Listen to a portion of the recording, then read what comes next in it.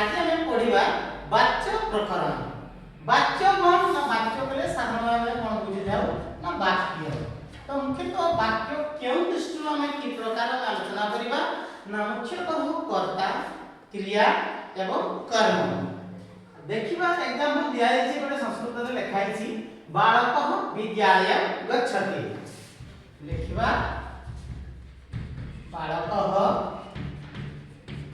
विद्यालय गच्छति अर्थात बालकटी विद्यालय को जाउछि।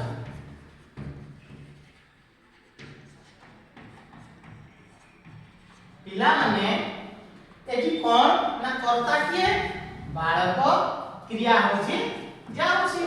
तो ये जाउछि ना बालकटी जाउछि तेनु कर्ता के बालक। तेनु एठी मध्ये देखा दिया जायछि ना बालकटी विद्यालय को जाउछि।